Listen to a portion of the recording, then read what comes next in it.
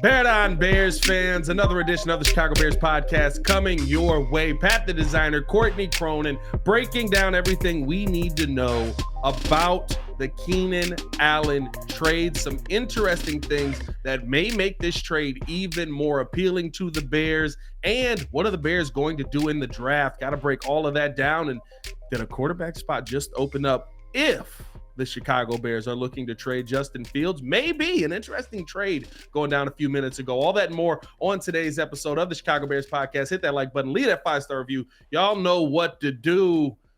Courtney, it's been a day. It has been a day. I'm currently up at Hallis Hall. It's free agent availability day, part 2. Last night ended very late because of the Keenan Allen trade, but you could, from DJ Moore's, I don't know, what do you call that emoji? I was trying to write that in my story today. Like, I Googled it and it said it was like the, not exasperated face emoji, but the one with like the cringy lips and cringy teeth. So here's what I think happened there. So you know how on iPhone, when you post it, it's like all teeth. It's like the big all teeth smile. That does not translate well to Twitter. No, it does not. Like their own set of emojis. So I think on Twitter, it's the cringy smile. I think when people use it, it's like the, I'm cheesing really hard right now smile. Okay, that's good because I've used that emoji a lot on my I usually do it as not cringe, but sheesh, yeesh, any of those sorts of words are how I express myself with that emoji, and just kind of ooh, you never know what's gonna happen. Is this one is like, hey, okay, that's good. If there's only a way to be able to accurately describe that in English and words in an article that can go up at ESPN.com, because I stressed over trying to figure out how do I accurately describe what DJ Moore, because that's clearly him expressing excitement. He tweeted that thing within minutes of finding out last night. The news breaks about 9 p.m. Central Time. Keenan Allen to the Bears for a 4th-round pick. That guy is opposite DJ Moore next year. Yeah. I took that as, oh my goodness, he is jacked to now know who's going to be playing opposite him, because the depth chart was pretty darn thin. Still kind of is outside of the top 2 guys, but hell, if you've got Keenan Allen on your team, someone who had an incredible career over 11 seasons, even missing 4 games last year, still set the single season franchise record for catches. That guy's playing opposite 26-year-old DJ Moore next year. This Bears offense, no matter who the quarterback is, and I'm going to be careful with this because I don't need anything clipped and you crazy people going nuts in my mentions. If it's Justin Fields, if it's Caleb Williams, if it's Drake May, if it's the man on the moon, whoever is going to be playing quarterback for the Bears next year has arguably the best set of weapons you can possibly imagine for a young rookie coming into the NFL. The only 2 players that are now teammates who had both 90 catches, at least 90 catches, and 1,200 receiving yards last year, that's DJ Moore and that's Keenan Allen. Almost got Mike Williams there. Trust me, I did it 10 times yesterday, but Mike Williams still does not have a home. Keenan Allen, former Chargers great, coming to the Bears. It's so interesting because, dare I say, this is the best set of weapons that a rookie quarterback is stepping into. Now, a rookie quarterback, I guess I shouldn't say it that way. This is the best set of weapons that a young quarterback is stepping into since Patrick Mahomes. You're not getting guys who come to teams where you have 2 legitimate number 1 receivers. Now you've got a 1A, 1B. You have a really good tight end in Cole Kmet as a safety blanket. He's really improved his game. And on top of that, you go out and get Gerald Everett, who's got a plus 70% catch percentage last season. If you throw the ball his way, he can bring it in. When you start to look at the set of weapons that you also your running backs, DeAndre Swift, still an overpay, but not a bad weapon. This may be the best set of weapons we've seen a young quarterback step into and operate since what Ryan Poles was a part of in Kansas City. Yeah, I'm looking at that roster right now. It's a good thing that you mentioned that with the 18 year when Mahomes became the starter there. Of course, Kareem Hunt led the team in rushing that year. Mahomes, Pro Bowl, All Pro. He does that in part because that first year, first actual year he was actually playing because he was drafted in 2017. Tyreek Hill is an all-pro and pro bowler. I mentioned Kareem Hunt. Damian Williams had some big contributions from a receiving perspective too. They still had Sammy Watkins on that roster. Like, that was a pretty loaded group. And you're right, Pat, like taking a look at the weapons that Ryan Poles has carefully, put into place here. So it was they recognized early Cole Kmet is a pillar of this franchise. He's somebody that they want to build around. They link him up to, or they sign him up to the 4-year contract extension last year. And then before that, DJ Moore in the fold. Now free agency, as you take a look at what the running back room looks like, they've got a new a presumed number one rusher, at least like the guy you expect to carry the biggest load, in DeAndre Swift, a move tight end in Gerald Everett, the number 1A, 1B, like whatever you want to call it, with Keenan Allen. I know he's going to be 32 years old, but he's coming off arguably one of the best seasons of his career. There's so much to like about what this offense presents to a young quarterback. And that's not just like limited to a rookie. Like, no matter what happens with Justin Fields, like, he is still a young quarterback. If he is on this team at any point during the offseason, if they don't trade him before the draft, or if they find a trade partner, I mean, heck, well, I know we're going to talk about the Kenny Pickett thing, but Pittsburgh now might be an option. Yeah. This is such a good way to get growth out of a young quarterback. What did Ryan Poles tell us at the NFL Combine about learning how to develop a young quarterback? It's the infrastructure that you have around this player. He's not coming in to a team where the cupboard is bare in the kitchen. He's got stocked cabinets of really, really talented players that, as they continue to build the offensive line, it's an offensive line that's developing. Certainly, I mean, they've addressed it a couple times here, potentially with, a starter in Coleman Shelton at center. So maybe that's the plan for that position. Like, maybe they still go draft somebody, but regardless, you've got a budding offensive line, 2 really good receivers at the top of their game, even still Keenan Allen at this point at the top of his game, and complementary pieces at tight end and running back. I know it was quiet for a little bit, and some Bears fans were like, well, why aren't they making the biggest splashes early on in the week and paying the way that some teams do? Like, they followed their plan to get here. And I think, at least right now, until we see how this thing plays out, you've got to give Ryan Poles a lot of credit for how he's handled this and what it looks like. No, yeah, and I think the fact that I was one of the antsy fans. I'm not going to lie. I asked yesterday, are the Bears being way too conservative here in free agency? Because I didn't see a move like this coming. In Poles, we trust. Shout out Ryan Poles. Keep killing it. We're not doubting you. We just were a little concerned for a hot second. I'd say 40 minutes, I was a little bit concerned, right? During the length of the podcast. I couldn't figure out how you were going to build a team for a young quarterback. No matter who it is, Justin, Caleb, Drake May, Jaden Daniels, as you said, the man on the moon, get Billy Joel in here. I don't care. Like, whoever it is, how are you going to build this so that we're not here in 3 years having this exact same conversation again? And I couldn't figure out how you were going to do that in the draft without addressing defensive end, without addressing wide receiver, without addressing, you address some good pieces in the offseason, right? You fix your safety position, but it was hard to see the path. Now, with the Keenan Allen move, even though you have less draft capital, you have so many opportunities for trade backs. You have so many opportunities to add more capital to the cupboard because you're not locked into, well, we didn't get a defensive end in free agency, so now we have to take Dallas Turner if he falls to us at 9. I see no way that you can not take Dallas Turner if he falls to you at 9. Well, now you have options. Maybe you can just wait this out. Maybe you can go get a Jadeveon Clowney on a 1-year deal, move back, improve your offensive line. Like, now the options to me are a little bit back to what I said before, endless. If you keep Justin, if you take Caleb, no matter what, because there's opportunity to do so much with that 9th pick in the draft now, having Keenan Allen here. And I tweeted this because I know some people are looking at it like, oh no, they only have 4 picks in the draft and nothing beyond 122, the pick that they have from Philly in the Jalen Carter trade last year, because they sent their own 4th round pick to Chicago, or from Chicago to Los Angeles. If you look at it kind of the way that we did last year, like, we all considered DJ Moore to be the equivalent of a first round pick. I mean, absolutely. It was a focal point of that trade package that happened with the Panthers. So when you look at like first rounders in 2023, I consider it's like darn all right, DJ Moore. Right. DJ Moore led the team in receiving. Pretty darn good if you're getting that out of your first rounder in any year.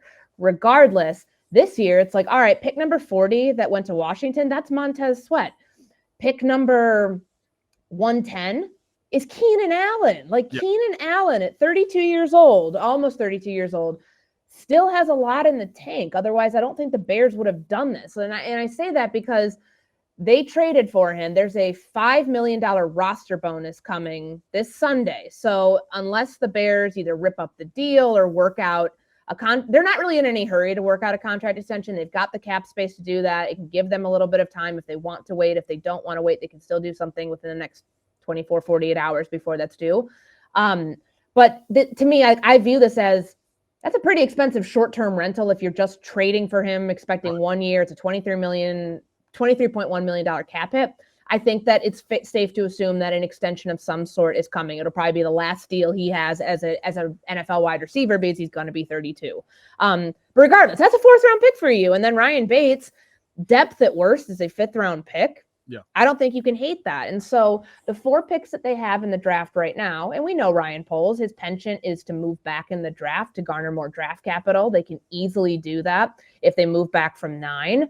But even still, I think that you have to look at this knowing that they have addressed some priorities via trades and in the free agent market that allows for less draft capital to still be really impactful by the time that this draft is over. Because at 9, do they necessarily need to get a wide receiver there?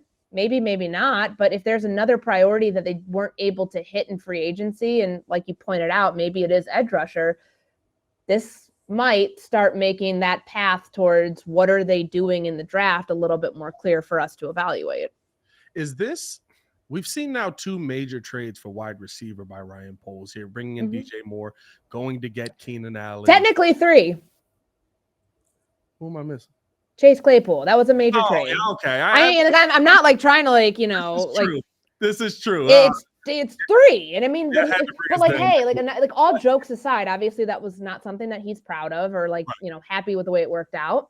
It was that same approach because of what the free agent group is. Like, do they really want to go after any of the remaining free agents and expect that that's going to be an instant upgrade for a young quarterback, whether it's somebody going into year 4 or year 1? No. So I don't fault him in his logic because he's followed that logic every step of the way throughout the last 3 off seasons. They're really that one was in 2022. So really within the last, year and a half. Yeah. Is this almost an admission of the struggles that they've had in the draft, though, finding wide receivers? I mean, the 2 that we've picked, Velus Jones, Tyler Scott, not to say that neither of those guys can pop. I think maybe we know what we need to know about Velus. I don't know who he's got the pictures on that he's still on this team at this point. But you look at Tyler Scott last year, not exactly living up to what we thought he was going to be, even though he was taken a little bit later. Is this kind of an admission of listen, I know what I'm good at. I know what we can find. I know what this staff is good at right now. We need to go out and get proven wide receivers. Well, I know that we all expected that 2020 draft to mirror the 2014 wide receiver draft. But that was the first time it was like, man, round 1 or round 5, you're getting a star and somebody who can start right away. Last year's wide receiver draft class just wasn't that way. It just wasn't. And that's okay. I think that they had a smart strategy to go after DJ Moore to get somebody who's a proven talent for then Justin Fields going into his 3rd year to help aid in his development. But on top of that, I don't think it's like an admission. I mean, we know that the Velus Jones pick, A, feels like an overdraft, B, has not panned out.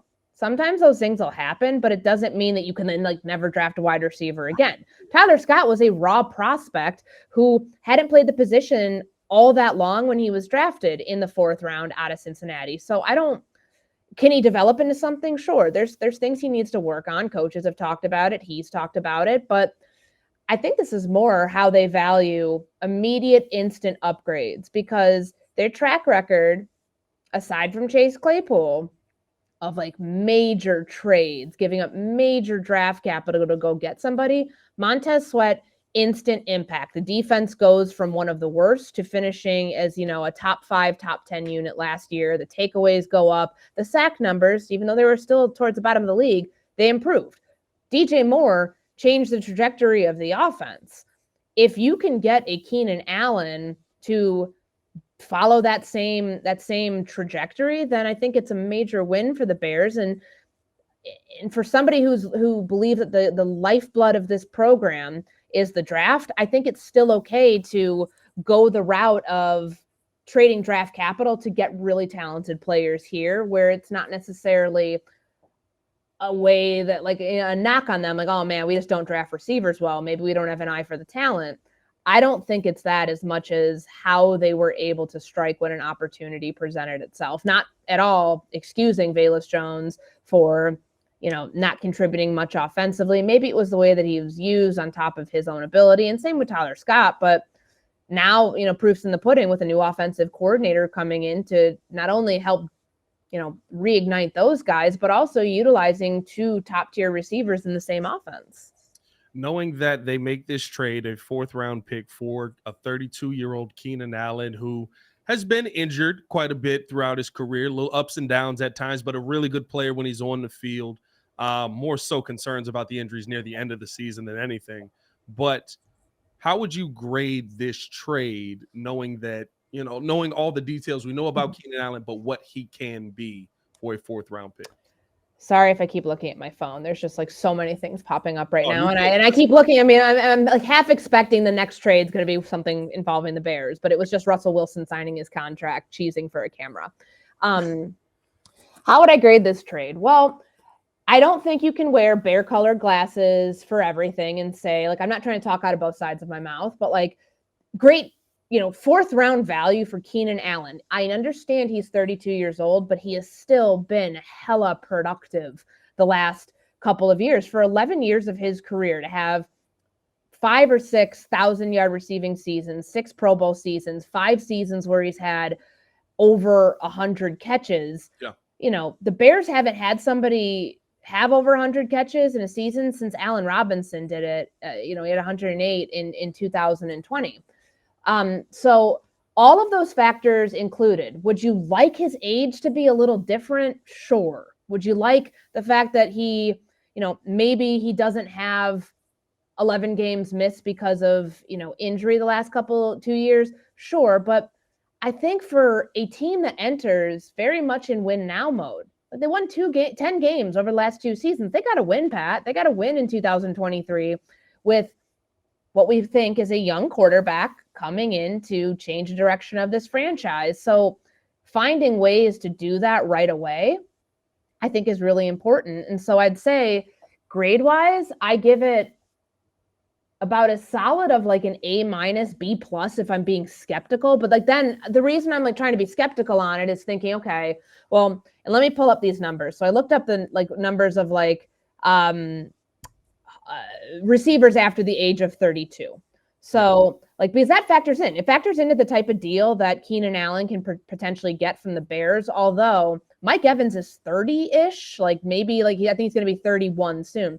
Look at the contract he just signed for a 2-year extension with the Tampa Bay Buccaneers. That could very well help Keenan Allen in whatever he's going to try to get, because it doesn't sound like he's like this. Doesn't sound like this is going to be his last, year. Like he talked about it, wanting to go somewhere, making it sound like if I'm leaving LA, I want to go somewhere where I want to go. But, however this contract works out, because that's kind of like my only holdup on that. And some people say, well, what about Marquise Brown? What about, any of the other receivers, Gabe Davis? Like, I think what the Bears are going to be able to do is get, I don't want to use the word aging, but like an older wide receiver who still has consistently good production at maybe not like the, back-breaking, like they weren't going to get Calvin Ridley. They weren't going to, like, no, that was a surprised about the deal, but like I overpay for all of us. Everybody looking at like Calvin really got. I think they can make a good deal here. It's just that how long is this production going to continue? like every time a receiver hits 30, we talk about them being on the other side of 30 and that they're about to slow down. And the sample size that we have for receivers at 32 years old, which his birthday is on April 27th, he'll play this season at 32. Throw out Jerry Rice. The man is, he's an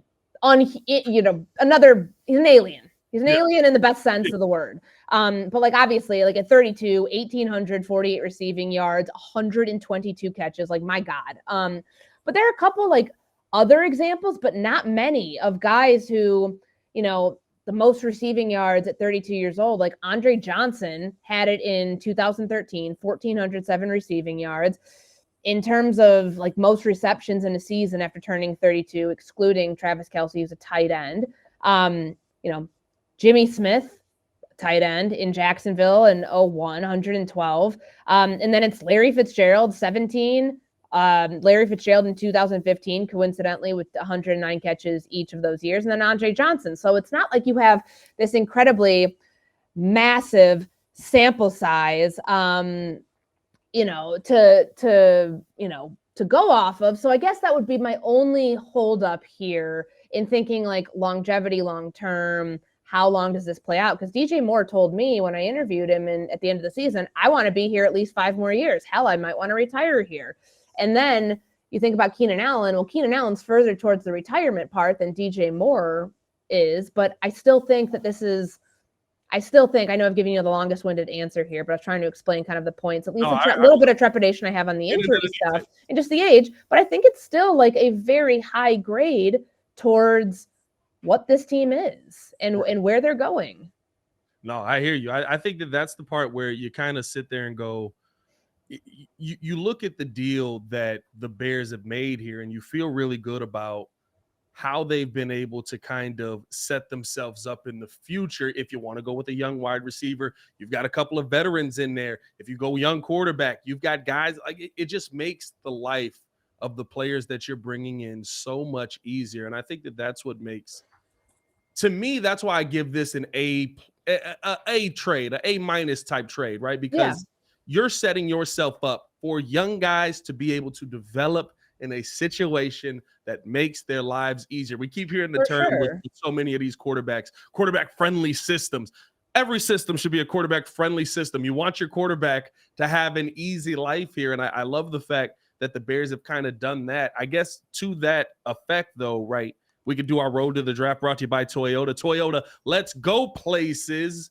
You're on the clock, Courtney. Now that we have Keenan Allen in the building, what is the move that you believe the Chicago Bears make in the first round that maybe helps even more on the offensive side for either Caleb Williams or Justin Fields?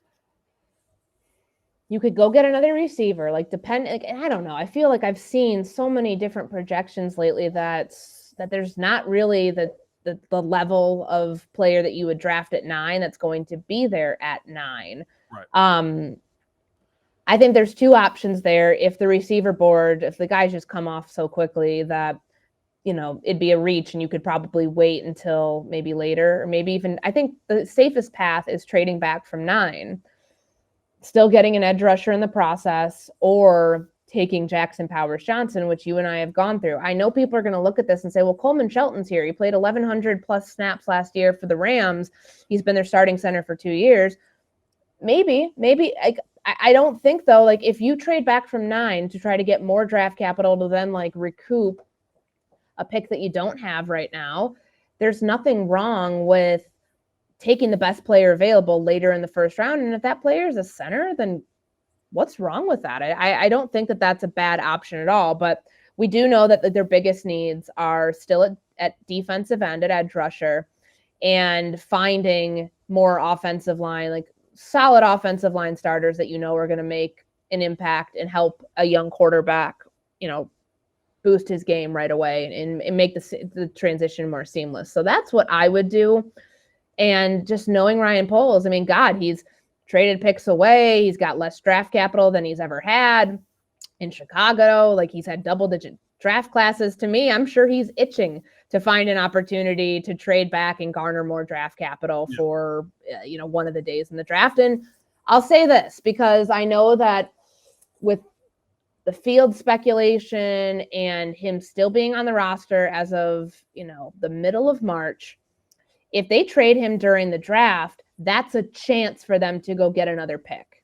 We just saw Kenny Pickett go from Pittsburgh to the Eagles as a backup, which you and I had talked about the other day when I was talking with the source in Philly who was saying, keep an eye on, that's something that they wanted to potentially explore, and they were exploring that.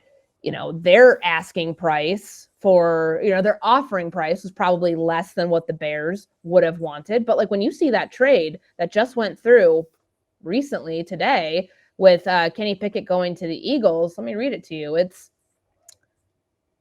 Steelers got number 98, which is a conditional third rounder from the Eagles, 2025 seventh rounders, and the Eagles got a backup quarterback and a fourth round pick. That's not a bad trade by any stretch. And I honestly think that that's, something that the Bears could get anything like that. I think it would be worth exploring.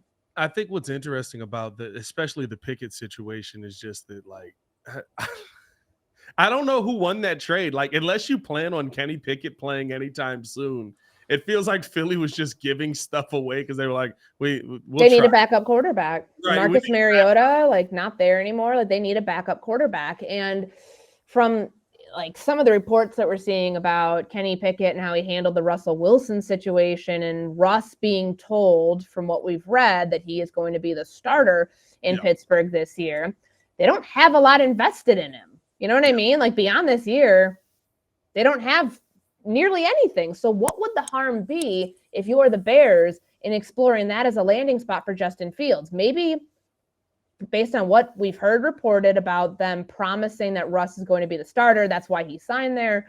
Then maybe in a year or two, whenever Russ hangs it up, or maybe it doesn't go well in year one, then that would be a brilliant opportunity for Justin Fields to get back in the driver's seat after learning from somebody who, was a really darn good quarterback for a decade in the NFL. Like, maybe that's what he needs, and maybe that's the infrastructure that'll help him get his career on track and take it to the next level. Yeah, it's interesting too, because I know every Fields fan right now is chomping at the bit, because everybody that's come in, it's like, Keenan, who are you most excited to play with? Justin Fields, DeAndre Swift. I've always been a Justin Fields fan. Like, when you hear things like that, it's just like, you're really going to get rid of this guy? You're really going to move on from the guy that, like, everybody who comes around him is like, I want to play with him. But like I said, you're putting together a very Chiefs-like situation where it may suck for a little while, but the quarterback that you're putting into it, I mean, at this point, right, if you build out the offensive line, to me, in the draft, if you build the offensive line out a little bit more, get you some long-term pieces there, go trade back everything, go get Jaden Daniels, get Drake May. Heck, you could throw Bo Nix in here, and he's walking into a situation that most quarterbacks that you'd look at it, J.J. McCarthy, walking in and going, I get to throw to who? Like, look who Bryce Young was throwing to last year. It was dead Adam Thielen. And, like, they brought Tariq Cohen back. It got bad at one point. So, like, it's one of those situations where I feel more confident in the development that a quarterback is going to get here, because it's not all on the quarterback anymore. And even the Coleman Shelton signing, right? Like, I don't know if that's long term, because it's a 1 year deal. So in theory, it's not.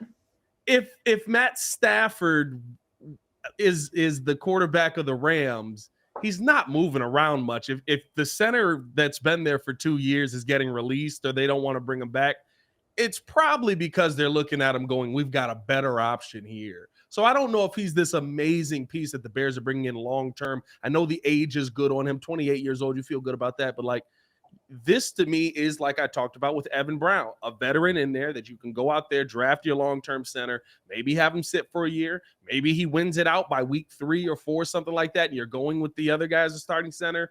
But you get the opportunity to develop guys at multiple pieces, because it's not, hey, Rook, get in here and be Jesus the second you hit the field. No, I mean, that's so few teams, when they're in the position like the Bears are in, when they have the number 1 overall pick. Like, usually if you have the number 1 overall pick, your team's terrible and you don't have the infrastructure in place. That's something Ryan Poles has hung his hat on in the way that he's talked about this team and the way that he's been able to not saying he's been afforded all of this time. They got to start winning eventually. Year 3 is that year. But he's taken his time and tearing the roster down, adding methodically, and bringing in not just like pieces to fill the roster the way that they had to in 2022. Like they're doing it in a way that makes sense for the long-term goal of sustainability. DJ Moore is one of those pieces. Keenan Allen may not be here for 5, 6, 7 years. Maybe he's here for 2, 3 at the very most. And I know that like everybody's different. If he's 35 and he's still playing, he's going to continue to play, and play really well. But I know some people look at that and they freak out about the age and they say, well, how long is he really going to be here? You've got to win in 2023. You've got to have the infrastructure in place that then you can add to that in free agency in the draft and then expect that that's going to happen. Yeah. All of that surrounding the quarterback who is the most important piece of this entire equation. And I know that Ryan Poles, I think there is a benefit, obviously, to seeing multiple different systems within the scouting world and seeing how things work. I have, colleagues, friends in the scouting world who have been with multiple different teams, and it's good to pick up different ideas and different philosophies. But Ryan Poles, having been a college scout first and foremost and seeing how the Chiefs built their roster from the time he got there in 2009 till the time he left in 2022, there is something to be said about going through all of those really terrible years and seeing the multiple, the turnover at general manager and seeing how different people did it. But also, once something worked, they saw, okay, we have a system here built in place for success, for a young quarterback to come in. Not everybody's going to have the Alex Smith, Patrick Mahomes infrastructure, but if the Bears can at least get all of the pieces right around the quarterback, then they're off to a much better start than some of these other teams that are drafting as high as they are. No, I 100% agree. I think that Ryan Poles put the Bears in another great situation. The questions on the offseason of me are now completely gone. Still would like another guy opposite Montez Sweat there, but maybe you address that in the draft. Once again, the options are open. Your back's not up against the wall, and you feel I feel like I've said this all offseason. Ryan Poles is still very much in control of what the entire NFL is going to do moving forward. He has so much power right now, and it almost feels wrong to say that somebody associated with the Bears is pulling that off. And that extends to Justin Fields too. If the Bears, from what we know with this week, free agency, the first wave is coming to an end. There still were a lot of moves towards the end of the first week, but when it comes to Fields, I don't think they're in any rush right now.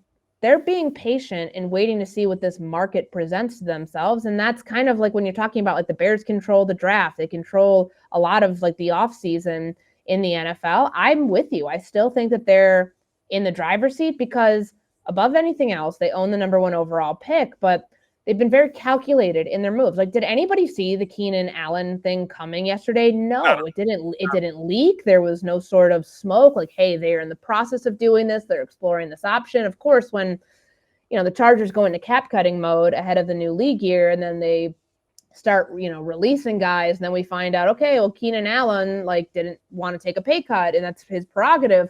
But nobody had this happening. So very clearly they're doing business in a very discreet, under wraps manner, which is good for them because they're able to, the less people know about what your plans are, the better chance you have to pull off what you want. I mean, that's kind of the antithesis of the quarterback situation in Chicago right now, when Poles was so open and honest about exploring the options and doing right by Justin and keeping the idea of a trade on the table. But I think that they've handled, by and large, most of free agency, including last night, really, really well.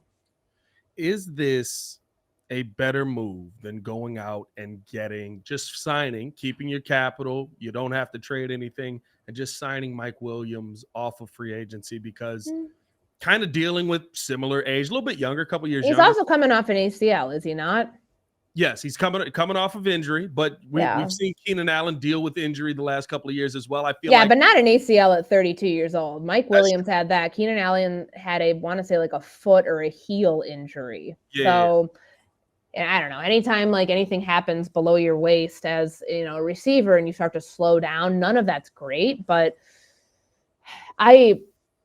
Would Mike Williams have been cheaper potentially? Maybe. Obviously, since he was released, you wouldn't have to give up the draft pick. But I think that shows you what they value in terms of Keenan Allen, that they were willing to give up a fourth rounder, like their own fourth rounder, which is the highest fourth rounder that they had to be able to bring him in here. No, yeah. It's and also like let's not forget Chris Beatty, the wide receivers coach for the Bears, was with the Chargers from 21 through 23. If there's anybody who knows about the injury history and what's a risk worth taking versus what's a risk not worth taking, it's that guy. That's true. Very, very true. Great points all together. I think we've got some nice pieces in here. The offseason is moving right along, and the Bears are still in control. I love everything about it. We'll see what the Bears have up their sleeve moving forward. Courtney, anything else for us before we go off into the weekend smiling? I thought that the comment, I don't know if you guys heard it today. So today's free agent day, everybody's kind of slowly trickling out. Kevin Byard talked yesterday, so did DeAndre Swift. But now, Gerald Everett is supposed to talk at some point this afternoon. Matt Pryor, Coleman Shelton, and Amen Ogbon. I'm going to say it wrong, but I'm going to try it. Ogbong Bemiga. I know I'm going to get it right at some point, so I'm going to keep saying it over and over again. But I believe that is right. I'm not going to lie. Ogbong Bemiga, is that right? Yeah. Okay. Yeah. I'm gonna get it right at some point. But like he was talking about Keenan Allen and just like the level of endorsement from a special teams linebacker about a wide receiver. I thought, it was so genuine, but so flowing in terms of his praise. And I'm gonna read you this quote. This quote like really kind of like stopped me in my tracks when I heard it. He's like, he gave it his all day one of training camp through week 15. And he was looking at himself like, quote, this dude still got it. He's got a lot of years in the tank. That's what people don't understand. They might look at his age and question him, but he's got the juice. He's going to bring some special moments to the city of Chicago. They're going to love him. I'm excited. I couldn't hold in my smile when I saw the news. I was just like, I couldn't believe I'd be joining up with him again. It's one of those dudes you play with and you're excited to play with because and you want to be glad and you want to say, I played with Keenan Allen, end quote. Like that's a pretty big endorsement. And I know that he carries that weight, that same sort of reputation around the league. And I think it's a really beneficial thing for him and the rest of this team. Remember, DJ Moore came into an incredibly young wide receiver room that was desperately needing someone to like lead the room by example, by, being vocal, whatever it was. And DJ was not the loudest person. I mean, his personality they know him. They know he can be silly. They know he can cut up. They know he can have a lot of fun, but he's not like this rah leader. Yeah. That changed the professionalism in that room, and that changed the direction that room's going. Adding Keenan Allen, who is the elder statesman, but also, somebody who like has done this. He's not just the 32-year-old who's around like to collect a check and, be on a team. Like he still clearly has stuff left in the tank. The Bears would not have given up a 4th round pick if they didn't think that, God, even if he like gives them 60 catches and 800 yards next year, that's still way more than what the Bears got from like the DJ Moore drop off to Darnell Mooney. And that's going to benefit this team in the long run. You want to talk about the wide receiver room that we have now. I need Bears fans to understand. And Courtney, you may know this. Who's the one wide receiver outside of DJ Moore that was the last one to catch a Chicago Bears touchdown? Outside of Moore? Like on last year's team, like receiver though, like not tight end. Not a tight end, a wide receiver. Wide receiver outside of DJ Moore to catch a Chicago Bears touchdown. Was it EQ? Bayless? Chase Claypool. Damn. Chase Claypool. That's wild. Week in Tampa. In Tampa. Jesus. That's a great, Pat. That's a great trivia question. That's not great, obviously, if you're a Bears fan, but But now you're talking about DJ Moore and Keenan Allen being together. I mean, like, it's such an upgrade. And I think about when Ryan Poles got here. Mm-hmm. Our 1 and 2 was EQ St. Brown and Byron Pringle. From there to now, we're up to DJ Moore and Keenan Allen. And Mooney. We did have Moon Man as well, yeah. But it's just it's night and day, and I love the fact that it hasn't been how everyone said it should be. It hasn't been, this is what you've got to do. It's been how Ryan Poles wants to run it, and that's what I love about what we're seeing here. And listen, the Bears are on the top of the football world. Let's see if they can stay on top. Courtney, we finally got the podcast in. We did. Thank you for tuning in. All out miracle. Hit that like button, subscribe to the page, leave a 5-star review. Y'all know what to do. For Courtney Cronin, I'm Pat the Designer. Bear Don, let us know how you feel about the move in the comments below. Y'all stay safe out there, Chicago. Peace.